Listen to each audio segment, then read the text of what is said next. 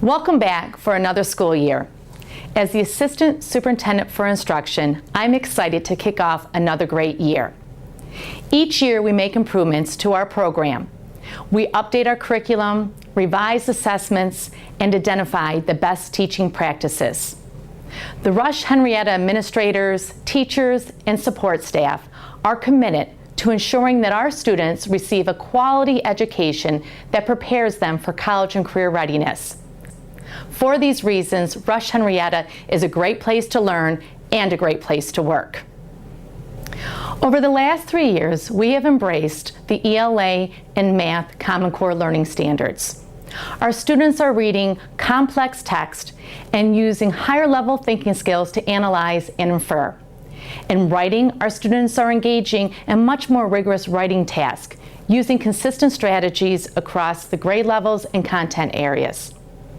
Every day, our students are reading and writing in each subject area, and our teachers are observing improvements in their literacy skills. In math, our students are making improvements as well. Based on our district common assessments, our students are improving in their math fluency skills, and they are applying conceptual understandings to problem solve. Even though we've made great strides in improving our teaching practices, there is still a lot of work to be done. This year, we will continue to provide a standards-based education that is aligned to the Common Core learning standards. We will focus on the foundational skills in every core subject area. We will also encourage our students to go deeper with their learning, to expand and enrich their learning experiences. We also need to expand our use of student assessment data. Both formatively and summatively, we need to use this data in our planning and our instruction to make informed decisions about student learning. We will be doing this at the district level, the school level, the building level, and even the student level to make sure that we're providing the appropriate interventions and support for each and every student. We will continue to use the Danielson framework for teaching to ensure that highly effective teaching practices are used in all classrooms. Again, this year we will focus on setting instructional outcomes by using student learning targets, focus on a culture for learning, and make sure that all students are highly engaged in their learning. As our teaching practices improve, so will our student achievement. This year, we will begin the implementation of our 5-year technology plan. This plan provides a world-class 21st century learning environment for our school district. There will be a seamless integration of technology devices in every classroom that allows each student automatic access to the internet. This access will allow students to obtain information, communicate and collaborate with others, and create products of their learning. Our goal will be to provide a student-empowered learning environment with technology devices and internet access so that students are part of a global learning community and can participate in authentic learning experiences which are student-centered. Through the use of technology tools and a defined curriculum, all students will develop 21st century information literacy skills. As we embark on this new way of learning, digital literacy skills and digital citizenship will be of the utmost importance.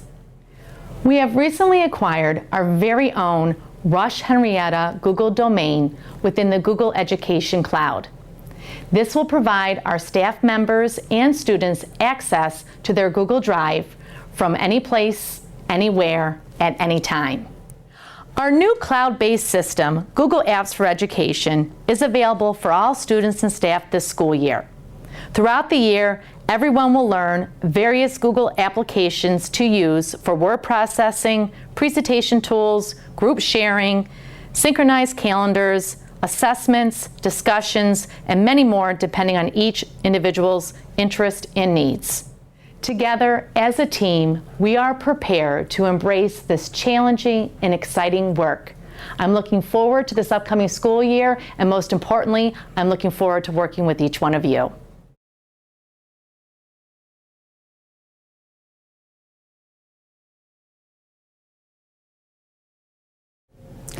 In the area of student conduct and morale, we want to say thank you. You have been so instrumental in helping us to implement the PBIS framework with fidelity at all levels. You have been consistent and proactive in helping us to address misconduct that occurs on a regular basis. And thus, through your hard work, you have helped us transform and strengthen the conduct and morale of our students. Last summer, we identified one form of student misconduct that was of concern. Even though the concern was not widespread, nevertheless, it was one that we said we wanted to tackle. Through our annual student survey, more students were reporting that they couldn't focus in their classroom without being disrupted by other students. Here's what you did and what you committed to. Some of you throughout the year within your classroom gathered feedback from your students. Whether you talked to them, whether you surveyed them, nevertheless, they provided you feedback regarding classroom management practices. And with that feedback, you made whatever necessary changes you felt were needed. In addition, others of you have asked your administrators as they do walkthroughs or visit your classroom to give you feedback regarding your classroom management practices. And again, you took those feedback to heart and you made the necessary changes wherever it was needed. And lastly, some of you partnered up with a colleague that may have had strength in that area so that you can ask them to help you in that particular area. So how did you do? We did well. Again, through our annual survey, because of your hard work, we have more students reporting that they can focus in their classroom without disruption by others. Furthermore, here's what your work is showing as well through the data. We have fewer students going to an administrator due to misconduct or going to a superintendent hearing because of their behavior. So again, because of all of your hard work, students, morale, and conduct are being strengthened daily. And so for that, we give you thanks. So what is our next step during the 2014-2015 school year? You have made such significant changes to your classroom practices. We are seeing improvement, and so we will continue to stay the course. So for 2014-2015 at the secondary level, classroom conduct will continue to be a priority. And at the elementary level, it will be bus conduct that is of concern that we will continue to tackle. Together, we can do it. We have done it, and we will continue to do it.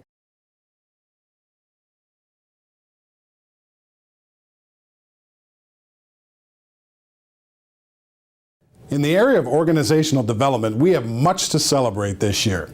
Our professional development efforts have helped to continue the strong implementation of the Common Core learning standards. You've done a great job this year, and we have much to celebrate in terms of the work in the classroom to help lift student thinking and help students to become college and career ready. Another area of professional development that's been a key target area for us has been the school-based inquiry process, as our progress monitoring teams have strengthened their use of data in looking at assessments and student work to help inform our instruction. We've had a great deal of professional development and excellent participation across the district in strengthening these progress monitoring teams so that each child receives the support that they need in academic intervention services and enrichment.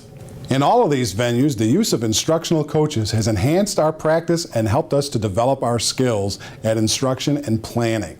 And I'm happy to report that we're going to continue the support for instructional coaches in all of our buildings in ELA, math, and other subject areas, and the addition, of course, this year of our 3 coaches for technology implementation to help continue to strengthen our K-12 program district-wide. In the area of staff supervision, we've had a collaborative and fruitful partnership with the RHEA in the implementation of the APPR process, a process which has strengthened teacher growth and continues to enable teachers and leaders to have a conversation about teaching and learning that advances student achievement. We continue to use the Danielson rubric, focusing on the 3 areas that we know are going to advance student learning the most, and in the future we anticipate continuing to deepen that conversation through walkthroughs and the ongoing professional conversation around student learning and achievement. Over the past year, RHEA and district leadership have collaborated on an innovative plan for APPR that has helped to mitigate the effect of test scores so that the focus of our professional conversation can be about teaching and learning and really using the Danielson rubric to improve our collective practice. I want to thank all of our teachers, administrators, and instructional staff for their outstanding approach to APPR and to the professional ongoing conversations that we have that help advance learning and help produce professional growth for all of us. Looking forward, we're going to continue our emphasis on professional development in a variety of venues, as well as the school-based inquiry process, and continuing to hone our use of the Danielson rubric to advance professional growth and ultimately to impact student achievement and learning. These are things that we're very proud of in Rush-Henrietta. We have a lot to build on and great things to look forward to in the coming year.